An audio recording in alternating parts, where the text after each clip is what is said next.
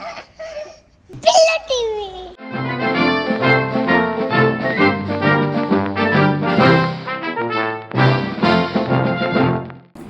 जय श्री राम। अश्वमेध यज्ञ का प्रारंभ हो चुका था। अश्वमेध यज्ञ का घोड़ा वो हमारे पास आता है और कुश और लव उस घोड़े को पकड़ लेते हैं और वहां से कुश और लव के जीवन में एक बदलाव आता है। अब तक नन्हे से, प्यारे से, मीठे से, अल्लड़ से लगने वाले कुश और लव एक योद्धा का रूप धारण कर लेते हैं, क्योंकि वो कहते हैं कि उनके गुरुदेव ने उन्हें सिखाया है कि अगर उनके सामने कोई चुनौती रख दे तो फिर उस चुनौती का स्वीकार करना ये क्षत्रिय धर्म है। और वो उस अश्वमेध यज्ञ के घोड़े पर जो लिखा हुआ है वो पढ़ते हैं उसके मस्तक पर, और वो चुनौती है युद्ध की। और उस पर लिखा है साफ कि अगर आपने इस घोड़े को पकड़ा तो आप प्रभु राम और उनकी सेना को युद्ध की चुनौती दे रहे हैं। और इसलिए वो ये भी जान जाते हैं कि अगर हमने इस घोड़े को पकड़ा तो वो बच्चे हैं, तो उनकी सोच ये है कि अगर हमने इस घोड़े को पकड़ा तो प्रभु राम स्वयं आएंगे और हमें उनसे युद्ध करने का मौका मिलेगा, लेकिन उससे ज़्यादा हमें उनसे ये पूछने का मौका मिलेगा कि उन्होंने माता सीता के साथ ऐसा व्यवहार क्यों किया। और वो उस घोड़े को पकड़ते हैं और वहाँ से एक्चुअली कुश और लव की जर्नी बदल जाती है। वो सीक्वेंस जब हमने शूट किया तो बहुत मज़ा आया। और उसकी वजह यह है कि मैं हर वीडियो में ये कह रहा हूँ कि उत्तर रामायण के दौरान रामायण के बहुतांश पात्रों से हम मिल नहीं पाए थे, क्योंकि उत्तर रामायण में कुश और लव का जन्म एक आश्रम में होता है और माता सीता और कुश और लव और उनके गुरुदेव उस आश्रम में हैं और राम जी और उनका संपूर्ण परिवार उनके राज्य में है। और इसलिए हमारा इंटरैक्शन एक्टर्स के साथ कम हुआ था। और ये वो पहला ऐसा बड़ा मौका था जब हमारा एक एक करके सबसे इंटरैक्शन होने वाला था। फिर चाहे वो शत्रुघ्न जी हो, फिर चाहे वो भरत जी हो, फिर चाहे वो लक्ष्मण जी हो, फिर चाहे वो हनुमान जी हो, और ये अलग अलग योद्धा, महानुभाव, महायोद्धा आता है और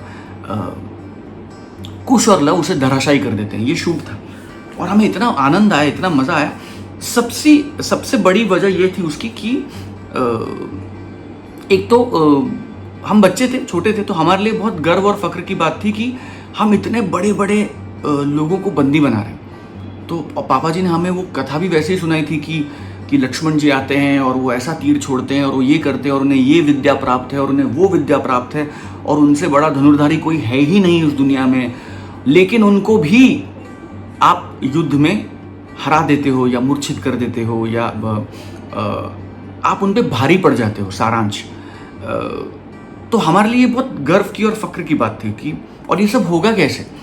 एक और बड़ी इंटरेस्टिंग बात हमारे लिए थी क्योंकि पापा जी ने कहा था कि आप हनुमान जी को बंदी बना देते हो। तो दारा जी से उससे पहले मिलना हुआ था, एक बहुत अच्छा रैपो था।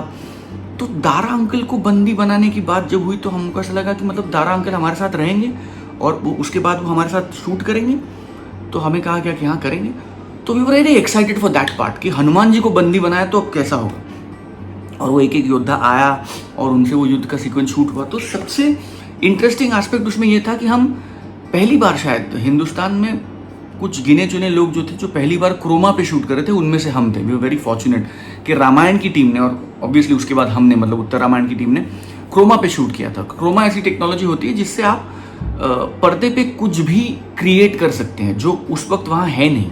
तो मैं उसके टेक्निकल डिटेल्स में यहाँ नहीं जाने वाला हूँ, लेकिन मैं आपको बताने वाला हूँ कि वो जो आप अस्त्र देखते थे, या ब्रह्मास्त्र हो या वरुणास्त्र हो, ये वो सारे जो आप अस्त्र देखते थे और बाण चलते थे, तीर चलते थे, और वो जो बिजली की गड़गड़ाहट होती थी और कभी आग निकलती थी, कभी वर्षा होती थी, कभी रस्सियाँ आती थी और लोग बंदी बन जाते थे, जैसे हनुमान जी को हमने बनाया था। तो सारे उसे स्पेशल इफेक्ट्स कहा जाता था और वो एक स्पेशल इफेक्ट्स के क्रोमा रूम में होता था। हमारे पीछे एक ब्लू कर्टन होता था, हम उस ब्लू कर्टन के आगे खड़े होके हम तीर हवा में मारते थे और बाकी सब स्पेशल इफेक्ट्स में होता था। तो हमें बड़ा इंटरेस्ट था कि वो होता कैसे है। तो पापा जी हमें कभी कभी उस क्रोमा रूम में लेके जाते थे दिखाने के लिए कि वो इफेक्ट्स कैसे होते थे। और बड़े बड़े संवाद होते थे।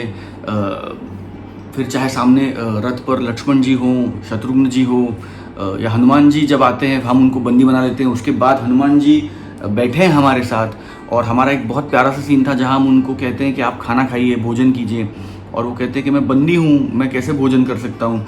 और बहुत कमाल के सीक्वेंसेस थे, पापा जी ने बहुत खूबसूरती से उस सबको लिखा था, और बहुत मज़ा आता था वो गिव एंड टेक करने में। एज एक्टर्स तब ये टर्म पता नहीं थी गिव एंड टेक, लेकिन क्योंकि लक्ष्मण जी थोड़े से शॉर्ट टेम्पर्ड थे, मतलब एज अ कैरेक्टर, हाँ, सुनील जी नहीं, लक्ष्मण जी, तो उन्हें गुस्सा बड़ा जल्दी आ जाता था।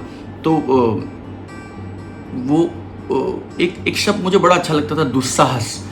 तो बार बार आता था उस यूथ सीक्वेंस में कि इतने छोटे बच्चे होकर हमें ललकारने का दुस्साहस कर रहे हो, और हम भी कहते थे कि हम आप ये दुस्साहस कर। तो दुस्साहस वर्ड मुझे बहुत, तो मैं ऐसे दिन भर बोलते रहता था, दुस्साहस दुस्साहस दुस्साहस।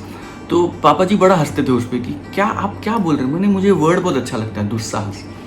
तो ऐसे बहुत सारे किस्से थे, और वो सीक्वेंसेस शूट हुए, और एक के बाद एक महारथी आए और युद्ध में धराशायी हो गए। किसी को हमने बंदी बना लिया, कोई मूर्छित हो गया, और करते करते वो सारे लंबे डायलॉग्स। और हम एक ही बात पे अड़े थे कि आप प्रभु राम जी को बुलाइए, हमें आपसे बहस नहीं करनी, हमें आपसे युद्ध नहीं करना। क्या आप प्रभु राम हैं? क्या आप राम जी हैं? अगर आप नहीं हैं तो आप वापस चले जाइए। और भरत जी के साथ एक अलग संवाद थे कि वो कहते थे कि आप बच्चे हैं, आप क्यों इसमें पढ़ रहे हैं, आप मत पढ़िए इसमें। और हनुमान जी के साथ भी सिमिलर लॉजिक था कि, तो बहुत मज़ा आता था। लक्ष्मण जी के साथ थोड़ी तू मैं थी, और वो सारे अस्त्र शस्त्र, वो सारा युद्ध के सीक्वेंसेस, और बड़ा बड़ा क्राउड, मतलब काफ़ी लोग होते थे क्योंकि उनके पीछे उनका सैन्य खड़ा किया जाता था, और वो सैन्य मूर्छित हो रहा है या उस पर बिजली कड़क रही है, उसके इफेक्ट्स। और तो वो सब देखने में मुझे बहुत मज़ा आया, और वो सब मुझ पे चित्रित हो रहा है। तो जितना मज़ा मुझे वो शूट करने में आया, उसी के साथ साथ थोड़ा सा अचरज भी था, थोड़ी सी हैरानी भी थी, क्योंकि वहाँ कुछ समझ में नहीं आता था कि क्या हो रहा है।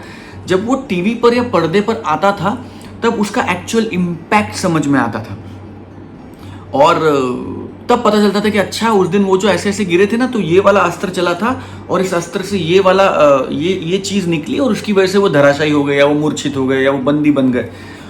और इस सब के पीछे हमारा एक लार्जर हैप्पीनेस ये था कि पापा जी ने हमें कहा था कि अगर ये युद्ध आप जीत गए तो फिर प्रभु राम आएंगे आपसे युद्ध करने के लिए, और फिर आप उनसे वो सवाल पूछ पाएंगे जो हमने शुरू से आपको कहानी बताई हो। तो we were also as kids, हम पर्सनली भी चाहते थे अंदर से कि हम हर युद्ध जीतें, ताकि फिर राम जी आए और हम उनसे वो सवाल पूछ सकें। And which obviously led on to the next story. और राम जी आते हैं, और राम जी से भी मुलाकात होती है, और प्रभु राम से भी हमारी बातचीत और वार्तालाप होता है। और उसके बाद हम